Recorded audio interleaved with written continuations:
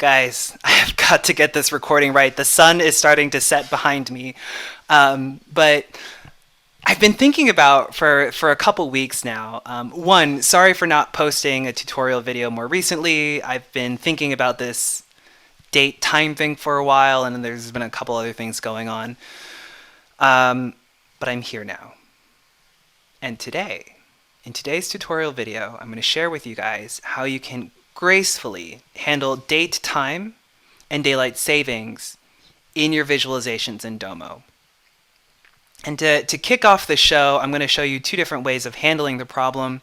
In this visualization here, I will give you the ability to apply a filter where you can see your data adjusted to the time zone of interest. So here I can say, oh, I'm in Mountain Standard Time. I wonder what these numbers look in MST time.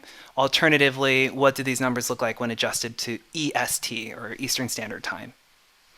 That's one way of visualizing the data. A slightly different permutation. I have the same card up twice. Sorry.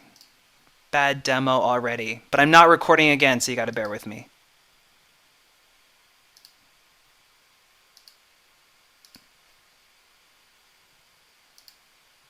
Okay, a slightly different permutation of this visualization is, instead of being able to click on the time zone of interest, I can show my metrics and compare them to, or see what was the time in Colorado versus what was the time in Hawaii versus what was the time in, who's in UTC? Madrid?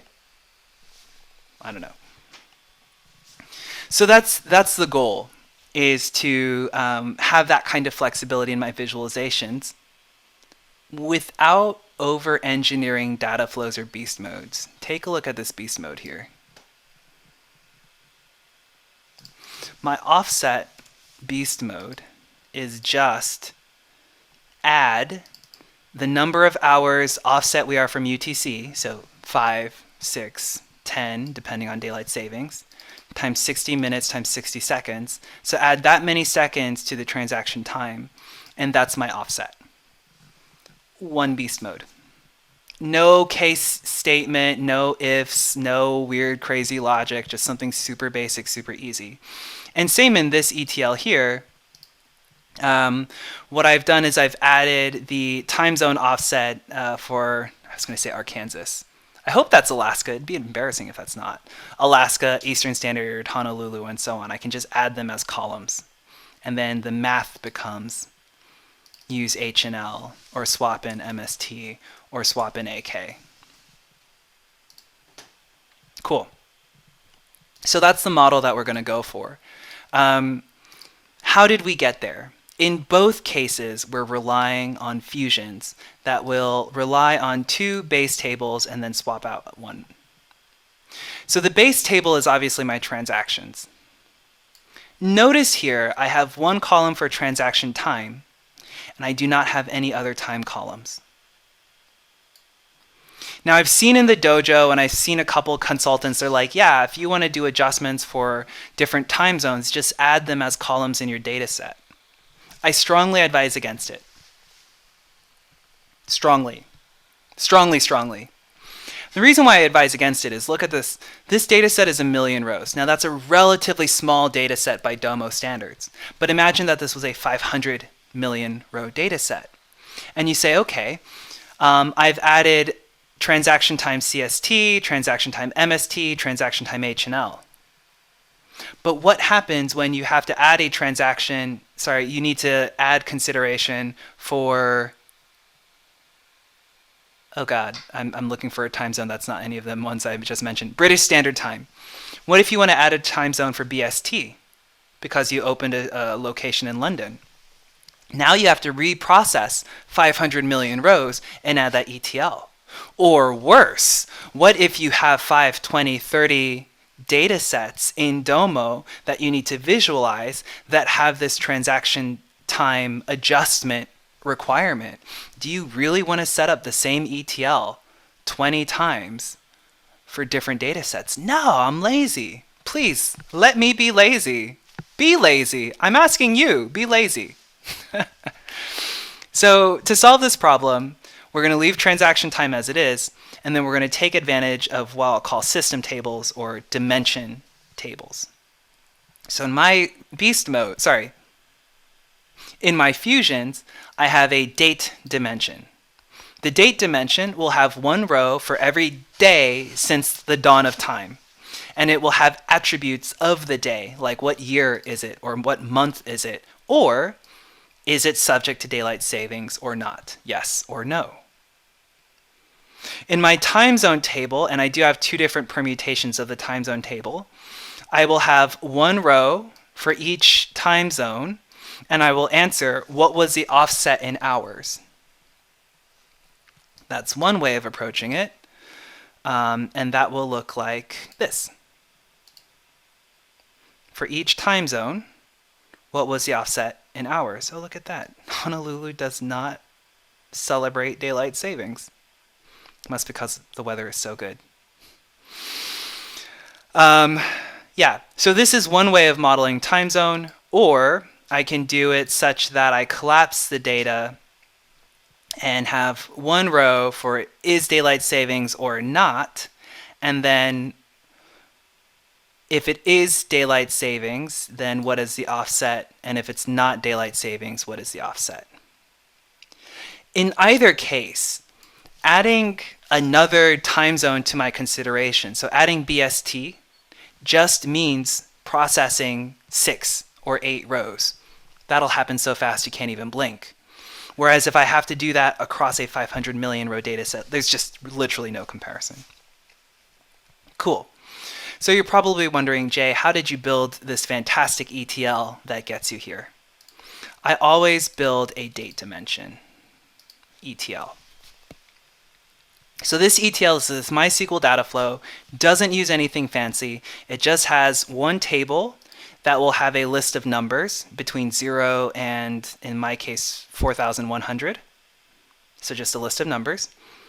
And this is actually a data set that you'll have to generate and maintain. It's going to be your calendar dimension, which says when did daylight savings start and end. Now, of course, the US, they, except for Hawaii, I guess, start and end daylight savings on the same date. But if you were considering the UK, like I suggested, you would alter this web form and say, oh yeah, their daylight savings ends on a different date.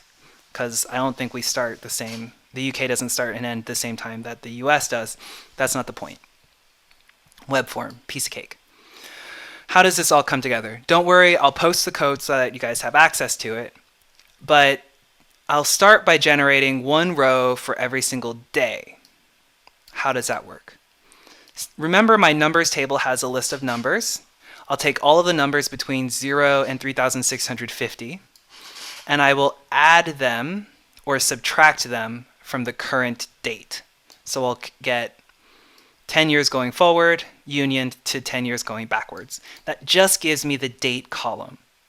But that's perfect, because from there, I can just say, yeah, what columns are you interested in? You want to know the year? You want to know the month? You want to know the year, month concatenated? This is how you build a proper date dimension. Domo has a date dimension. It's great. But what I quickly find is when I'm working with customers, they'll have like 4 date calendars.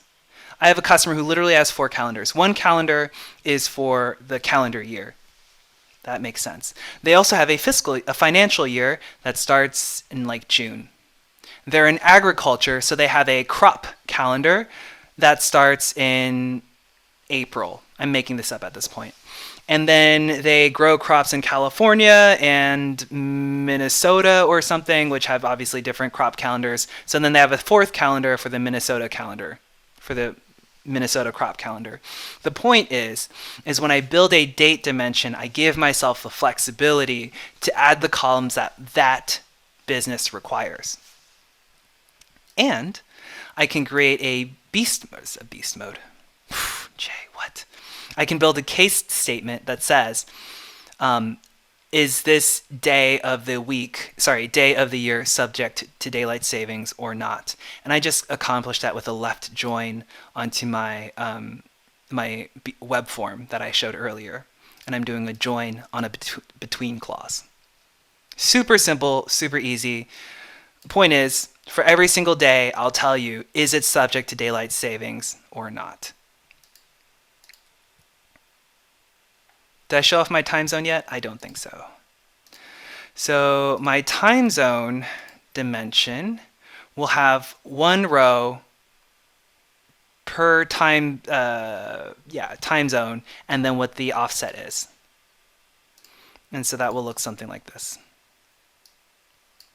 So here's US, here's the offset in UTC, and down there is the offset in DST, offset with daylight savings, offset without. You get the point. At the end of the day, those are kind of the building blocks that you need to pull into your fusion. You can either have one row for each time zone when daylight savings is active or not, or you can have one row that collapses, is daylight savings active or not, and then what are the different offsets and columns. And those were the two different permutations that you saw in my cards. So again, if I want to see the UTC going across in if I want to see the different time zones and columns, I'll do the collapsed version of the data. And if I want to see the time zones, I'm clicking on all the wrong things. If I want to be able to change the time zone that I'm looking at using a filter on the dashboard, which is probably what you want, then I'll have the data very tall. Notice that the data has gone from 1 million rows to 4 million rows because I'm stacking each of these different time zones.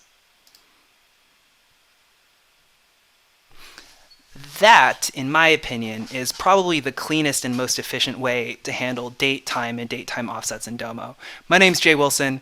I'm available for freelance consulting services. Reach out to me on the dojo or find me on the global Slack channel, and we'll catch you guys later. Have a good one.